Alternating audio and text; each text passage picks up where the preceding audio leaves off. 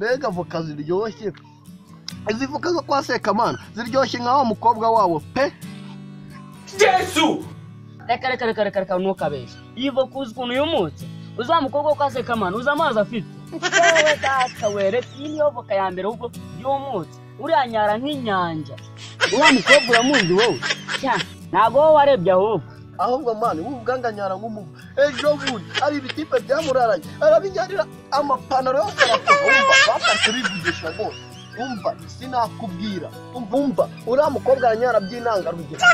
umva amazi afite reka ibyo by'abakobwa tubibyo reka njye nirire voka njye nyirangize hari n'izindi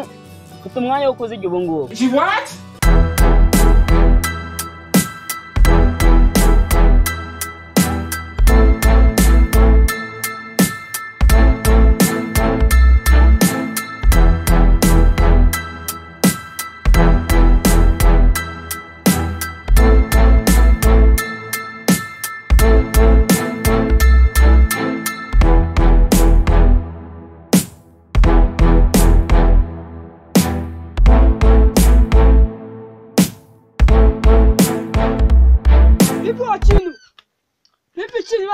Kosha sha inzango zizajya vuka namwe muzige nani isoni man icyo ngicyo cyane zishiza no mu bwanwa sha wariye nazo udashyira mu bwanwa vuka sha voka y'u Rwanda ikorwamo amasabune sha usase mujya mufura murana fura this murana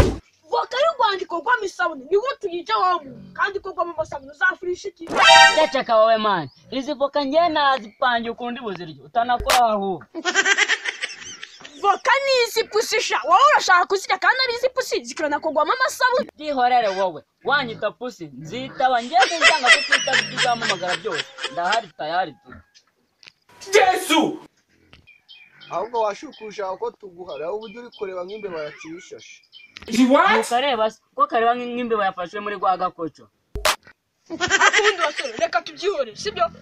ubu ngubu by'amasabune n'ibintu by'ubupusi reka tubyihore tubishyire ku ruhande ubu kandi kurikira no gufasha nyamwana reka mbafashe nta nubwo mwazima mwene reka mbafashe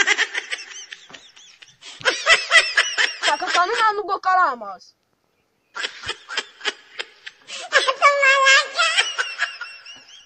reka wowe ushaka kutumurira voka zose mwa akatura kisa na turi babiri reka mufite umutima mubi dufite umutima mubi w'ubumara bw'inzoka se mwana uragira umutima mubi se ku byacu mwa Jesus is Lord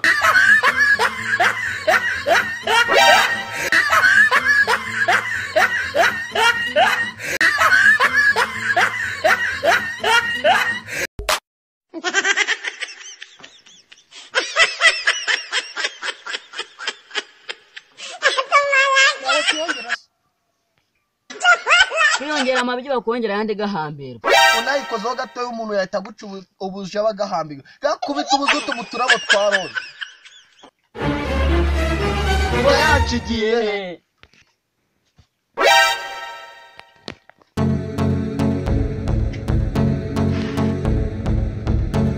wowe uyijyanye wape ni ingegero uyijyanye ahubwo dusaka imbwa mani urajya hesha ukarya voka zacu ugashaka no kuducika sha umuntu yakumena amabiya Yesu zana voka yacu gahambirwa dore ngiyi ndagaza Yesu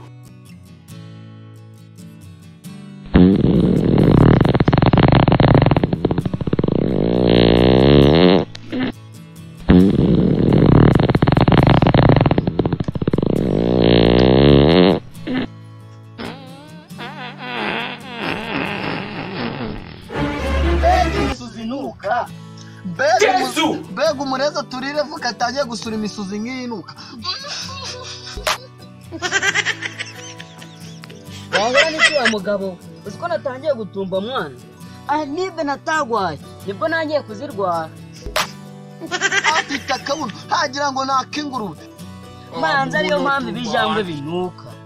ahubwo mu mahenge yo mu ngo nyinshi cyane mwari kuba mwirebe nari kujya kubona agasamuzi ariko ubona yose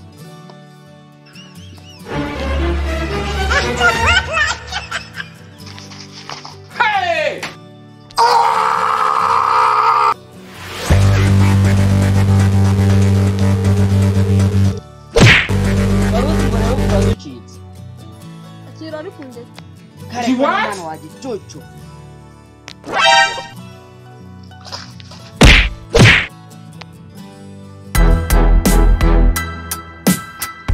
Nizi narindi kuzana ibibando byo kumukubita cyane karyamye akira tumwereke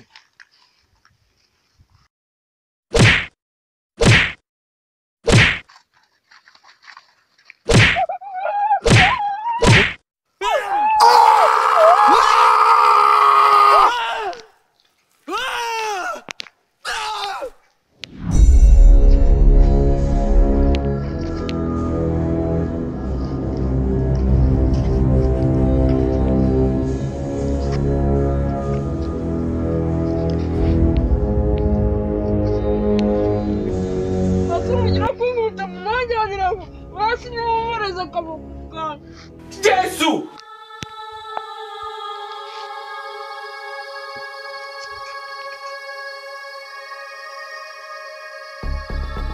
Kalimbwa umuntu wayongera izindi mo tuyikubite ba